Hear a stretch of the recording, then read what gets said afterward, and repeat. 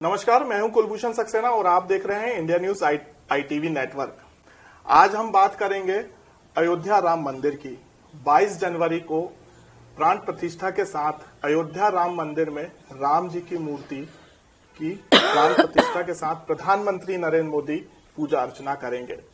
और इस अयोध्या आंदोलन में मुख्य भूमिका निभाने वाली मध्य प्रदेश की पूर्व मुख्यमंत्री, पूर्व केंद्रीय मंत्री उमा भारती इस वक्त हमारे साथ मौजूद हैं। उनसे हम खास चर्चा करेंगे। इंडिया न्यूज आईटीवी नेटवर्क में आपका स्वागत है।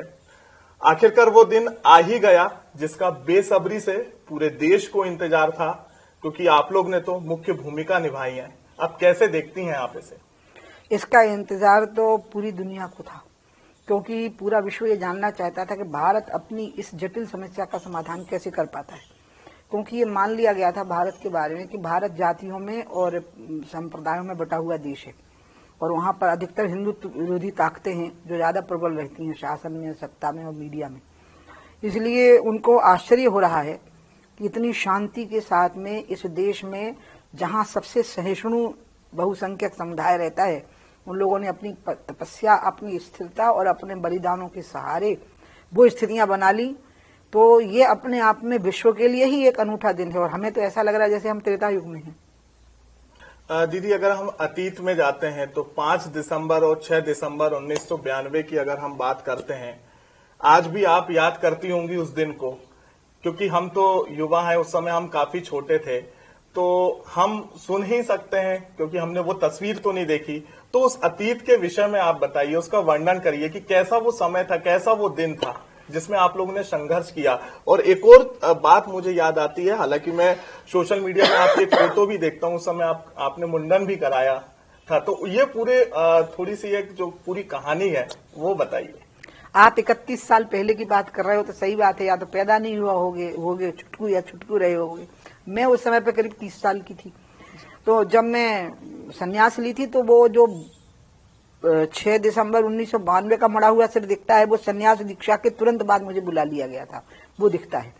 क्योंकि मुझे आज्ञा आई थी न्यास से, वहां से अयोध्या से, कि आप पहुंच जाइए 1 दिसंबर को। तो 1 दिसंबर से 6 दिसंबर तक मैं वहीं रही थी।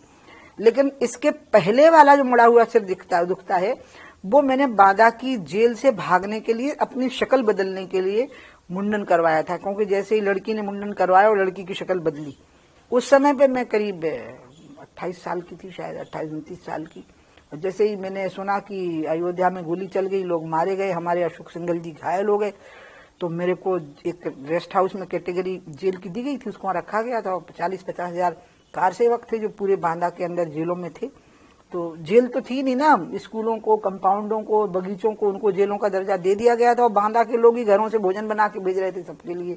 पूरे 5 दिन तक बांदा के मेहमान रहे थे सभी लोग। तो उस समय पर जरूर मैंने मुंडन करवाया, लड़के का वेश बदला और बाथरूम के रास्ते से निकल गई, बाहर की तरफ से निकली और मारुति वैन में बैठ गई। तो सामने वाले संतरी की समझ में नहीं आया और बाहर गेट पे संतरी था, तो राजकुमार शिवहरे जो मुझे ले गए तो उन्होंने कह दिया कि मेरा छोटा भाई है। और मेरे बड़े भाई साहब बाहर ही खड़े थे, तो बस उनको हमने लिया। हम करीब रात में 12 बजे निकले और आज तक मुझे समझ में नहीं आता हमको कौन ले गया वायु वेग से, क्योंकि हम 5.5 घंटे में अयोध्या में थे। और हम जब पहुंचे तो हल्का धुंधलका सा, मतलब सूर्य बिल्कुल निकले ही नहीं थे, लेकिन रोशनी पड़ रही थी पूरी अयोध्या पे। और हम खेतों में से, क्योंकि मारुति वैन थी ना बहुत नीची होती है, तो हम जैसे तैसे पहुंच रहे थे उधर को। जब हम अयोध्या के नजदीक पहुंच गए तो अंदर जाना मुश्किल था प्रमुख रास्तों से, क्योंकि वहां सब जगह पैरामिलिट्री फोर्सेज या पीएसी लगी हुई थी। तो हम पहुंचे तो मुझे तो यकीन ही नहीं हुआ कि मैं क्या देख रही हूँ, मैं अयोध्या पहुंच गई क्या। और मुझे अयोध्या दिखा, वो मुझे बिल्कुल भिन्न अयोध्या दिखा था। उसके लिए मेरे पास शब्द ही नहीं, मुझे उस समय कैसा लगा था। फिर जो कुछ घटनाक्रम वहां का हुआ, 2 नवंबर की कार सेवा के जत्थे में मुझे आगे रहने को, मैंने ही कहा मैं आगे रहूंगी, जत्थे में रहो तो मैंने कहा नहीं मैं आगे रहूंगी। तो उसमें जरूर 9-10 हजार लोग हमारे साथ थे। उस पर लाठी चली, अश्रु गैस हुई, गोली नहीं चल पाई थी। उस जत्थे से एक जत्था अलग हो गया था। वो बेचारे अकेले पड़ गए, उनकी समझ में नहीं आया, उनको कोई दिशा निर्देशन देने वाला नहीं था। तो वो एकदम उत्साह में भरे हुए थे, जिसमें राम और शरद कोठारी दोनों बंधु थे। तो वो एकदम हनुमानगढ़ी की तरफ भाग रहे थे सीधे, और वहां पीएसी और सीआरपीएफ दोनों लगे हुए थे। तो उनको बिना चेतावनी के गोली मार दी गई वहीं पर। एक के सीने में गोली मारी तो उसने राइफल पकड़ी सिपाही की कि तूने मेरे भाई को कैसे मारा, तो दूसरे भाई को ही मार डाला वहीं पे। और ऐसे बहुत लोग, उस दिन तो बहुत लोगों की शहादत हुई थी। क्योंकि जब मेरे को अरेस्ट कर लिया गया था तो मुझे भी तकलीफ बहुत हुई थी, क्योंकि घसीटा था। वो सीआरपीएफ की लेडी बटालियन थी वहां पर, पूरी महिलाओं की जो सीआरपीएफ की बटालियन होती, दिल्ली से बुला ली गई थी मेरे लिए, क्योंकि उनको पता था कि मुझे कल आगे रहने के लिए कहा गया है। तो रात भर में पहुंच गए थे वो। तो वो जरूर जब घसीटा मुझे करीब 500 मीटर, आधा किलोमीटर, तब जरूर मैं खून बहने लगा था मुझे बहुत। लाठीचार्ज तो उनको हुआ था जो मुझे घेरे हुए थे और गिरफ्तार नहीं होने दे रहे थे। वो तो बहुत अजीब सी स्थिति थी कि मैं चारों तरफ भीड़ में घिरी हूं, भीड़ के हाथ तोड़े जा रहे, पांव तोड़े जा रहे, और मैं कह रही कि मैं मर जाऊंगी, गोली चला दो, मार डालो, लेकिन मुझे मत, नहीं जाना है मुझे। फिर अंत में उठा लिया उन लोगों ने मुझे और घसीटते हुए ले गए। जब ले गए मुझे जेल में, जिसको अब अयोध्या कहते हैं, फैजाबाद सेंट्रल जेल में, तो उसके पहले मैंने देखा कि कई जगह पे मुझे और डेड बॉडीज दिखी थी, और जिसके आसपास कर्फ्यू तोड़ के भीड़ इकट्ठी हो गई थी और वो लोग रोते हुए दिख रहे थे। वो अयोध्या के प्रमुख स्थानीय वासी थी। अयोध्या वासियों ने जो देखा है ना, वो तो कभी भूल ही नहीं सकते। और हम तो बाहर से पहुंचते थे वहां पर, तो हमने भी जो देखा है, मुझे इसलिए आप सही कह रहे हो, किसी भाषा में किस में शब्द मिलेगा कि मैं बताऊं कि मुझे आज कैसा लग रहा है जब मुझे पता लग गया है कि रामलला के स्वर्ण का गेट लग गया। तो 22 तारीख को प्राण प्रतिष्ठा होगी। ये रामलला की प्राण प्रतिष्ठा नहीं लग रही है मुझे, ये तो राष्ट्र के आत्मसम्मान की प्राण प्रतिष्ठा लग रही है। क्योंकि आप मुझे बताओ, वो मंदिर क्यों तोड़ा था? क्या मस्जिद नहीं थी नमाज पढ़ने के लिए? दूसरी जगह पे मस्जिद नहीं बन सकती थी? अगल बगल में सैकड़ों एकड़ मैदान पड़ा हुआ है, तो वही क्यों तोड़ा? वो नमाज पढ़ने के लिए नहीं तोड़ा ना, वो तोड़ा हमारी बेइज्जती करने के लिए, हमारी औकात बताने के लिए। देखो, हिंदू देश भले ही तुम्हारा है, लेकिन ये है तुम्हारी औकात कि जिस राम का नाम जन्म से मरण तक जुड़ा हुआ है, उस राम के स्थान पर हम इस अपनी यादगार को खड़ा कर रहे हैं। ये यादगार थी गुलामी की, हमारी अपनी कायरता की, हमारी अपने जीवन की व्यर्थता की, हमारी इसकी कि हमारी कोई औकात नहीं है। इसलिए जुनून तो वो था ना कि हम अपनी औकात बताएंगे, हम इसका निशान मिटा देंगे। बिल्कुल दीदी, हजारों की संख्या में हिंदू घायल हुए, साधु संतों ने अपनी शहादत दी, क्योंकि ऐसे टोटल मस्जिद नहीं बन सकती थी। अगल बगल में सैकड़ों एकड़ मैदान पड़ा हुआ है, तो वही क्यों तोड़ा? वो नमाज पढ़ने के लिए नहीं तोड़ा ना, वो तोड़ा हमारी बेइज्जती करने के लिए, हमारी औकात बताने के लिए। देखो, हिंदू देश भले ही तुम्हारा है, लेकिन ये है तुम्हारी औकात कि जिस राम का नाम जन्म से मरण तक जुड़ा हुआ है, उस राम के स्थान पर हम इस अपनी यादगार को खड़ा कर रहे हैं। ये यादगार थी गुलामी की, हमारी अपनी कायरता की, हमारी अपने जीवन की व्यर्थता की, हमारी इसकी कि हमारी कोई औकात नहीं है। इसलिए जुनून तो वो था ना कि हम अपनी औकात बताएंगे, हम इसका निशान मिटा देंगे। बिल्कुल दीदी, हजारों की संख्या में हिंदू घायल हुए, साधु संतों ने अपनी शहादत दी, क्योंकि ऐसे टोटल 32 लोग इसमें आरोपी भी बनाए गए थे, जिन्होंने मुख्य भूमिका निभाई थी। आपका भी उसमें नाम था। लेकिन दीदी, बार बार जो विपक्षी दल है वो ये क्यों बोलता है कि ये बीजेपी और संघ का चुनावी एजेंडा है? वो तो इसलिए बोल रहे हैं क्योंकि वो उसमें भाग नहीं ले पा रहे हैं। चुनावी एजेंडा तो राजीव गांधी का भी था, जब उन्होंने शिलान्यास करवाया था ठीक लोकसभा चुनाव से पहले, और बाद में वो पलटने लगे, सरकार गिर गई तो विश्वनाथ प्रताप सिंह जी की सरकार बनी, तो वो भी कहते रहे हाँ मैं भी कार सेवा में आऊंगा, और गोली चलवाने में मुलायम सिंह और विश्वनाथ प्रताप सिंह दोनों का रोल रहा। तो इसलिए ये लोग तो हमेशा इन चीजों के साथ में खेल करते हैं, ये भावनाओं के साथ में खेल करते हैं, इन नागरिकों की जिंदगी के साथ में खेल करते हैं। इसी खेल में तो हिंदुस्तान पाकिस्तान का बंटवारा हो गया, इसी में हजारों सिखों को इन्होंने भून दिया था इंदिरा गांधी जी की हत्या के बाद में। तो ये मूलतः हिंसक मनोवृत्ति के लोग हैं, और इनकी नजर सिर्फ वोट के ऊपर रहती है।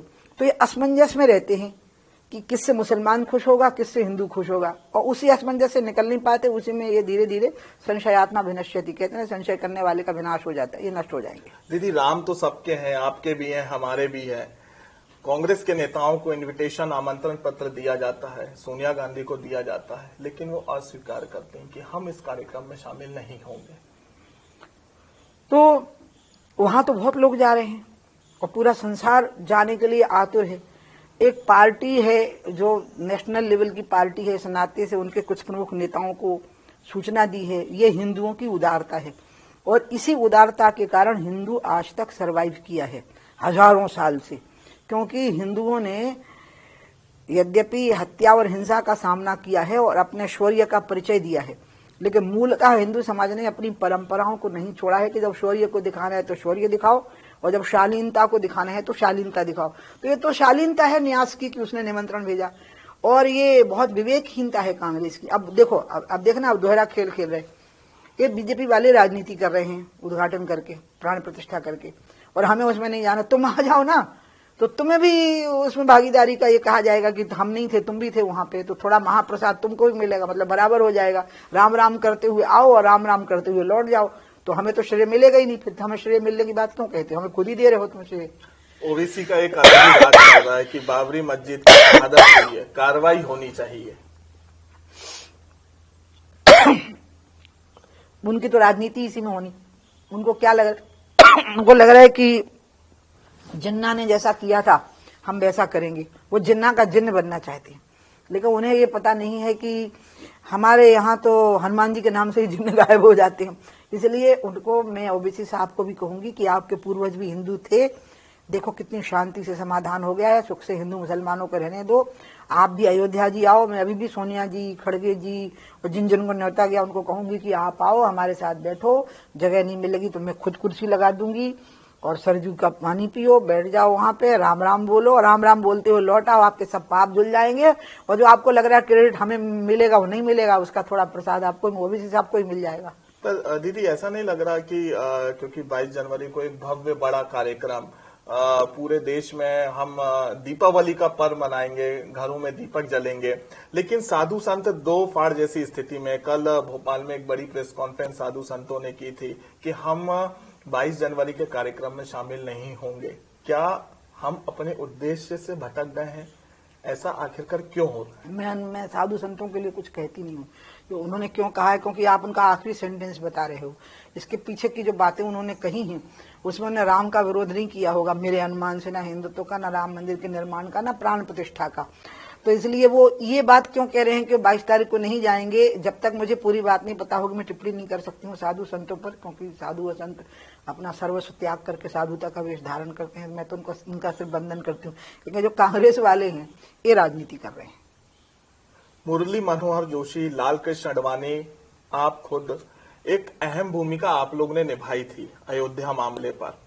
अब हालांकि तमाम नेताओं को आमंत्रण पत्र मिला है, आपको भी मिला है, कब आप जाएंगी, कैसे जाएंगी, क्या आपकी भूमिका होगी? क्योंकि पहले शुरुआत में कहा जा रहा था कि आडवाणी जी को लेट आमंत्रण पत्र मिला है, हालांकि उनकी उम्र ज्यादा हो चुकी है, वो ठंड के समय में नहीं आ सकते।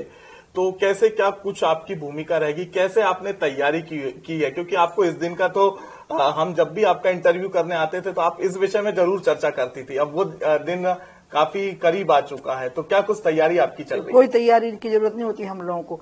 जो सेना होती है ना बैरक में, वो हमेशा तैयार रहती है, तो इसलिए मुझे कोई तैयारी की जरूरत नहीं है। मैं किसी भी दिन 22 तारीख से पहले पहुंच जाऊंगी। निमंत्रण बहुत लोगों को गया है, उनमें से एक मैं भी हूं, और मुझे अयोध्या में निमंत्रण की दरकार नहीं है। हमें तो जब मुलायम सिंह ने कहा था कि परिंदा भी पर नहीं मार पाएगा, तब भी हम गोलियों की बौछार का सामना करते हुए वहां पहुंच गए थे। तो हमें तो निमंत्रण नहीं देते तब भी जाना था। 22 तारीख से पहले कभी भी पहुंच जाएंगे।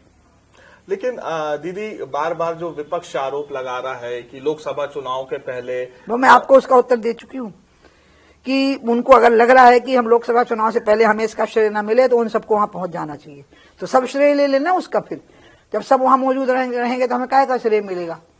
हमें श्रेय तब मिलेगा ना जब ये नहीं जाएंगे। जाए शरीर गोता लगाए, राम राम करते हुए आए, राम राम करते हुए लौट आए। घर घर पीले चावल बांटे जा रहे हैं, आमंत्रण पत्र दिया जा रहा है। कई ऐसे कार सेवक हैं जो कि घायल हो चुके हैं। भोपाल के ही कुछ एक दो कार सेवक हैं जो हालांकि अब चल नहीं सकते, तो उनके लिए क्या कहना चाहेंगी? क्योंकि उस समय वो आप लोगों के साथ खड़े हुए थे। उन सबको बहुत खुशी हो रही होगी, और वो ऐसे लोग नहीं हैं जो ये लालसा रखते होंगे कि हमारा सम्मान हो, हमारी प्रतिष्ठा हो। बहुत कार सेवक जो शहीद हो गए उनके परिवारों से भी मिली, उनको मैंने कहा आपको कोई सहयोग चाहिए? बोले नहीं, हम तो इसी में धन्य हो गए कि हमारे परिवार का ये व्यक्ति राम के लिए बलिदान हो गया। आपने कहा है भोपाल में कुछ लोग हैं, तो मैं उन्हें ऐसे ही प्रणाम करने के लिए जाऊंगी, मिलने के लिए जाऊंगी, और कभी उनको अयोध्या भी ले जाऊंगी। बहुत बहुत धन्यवाद दीदी, इंडिया न्यूज ITV नेटवर्क से बातचीत करने के लिए ये थी उमा भारती, जिन्होंने कहा कि विपक्ष जो है सिर्फ इस पर राजनीति कर रहा है। अगर सोनिया गांधी को निमंत्रण मिला है तो उन्हें जरूर अयोध्या जाना चाहिए। ये राम जो है वो हमारे हैं, सबके हैं। और 22 जनवरी को जिस प्रकार से हमने आपको बताया कि दीपावली जैसा पर्व जो है पूरे देश में बनाया जाएगा, पूरे देश को इंतजार था कि कब अयोध्या के राम मंदिर में भगवान राम की पूजा अर्चना हो और भव्य तरीके से जो है इस पूरे कार्यक्रम को तैयार किया जा रहा है और प्रधानमंत्री नरेंद्र मोदी सहित तमाम ऐसे 32 जिसमें उमा भारती भी शामिल हैं जिन्होंने मुख्य भूमिका निभाई है, वो इस पूरे कार्यक्रम में मुख्य रूप से शामिल होंगे।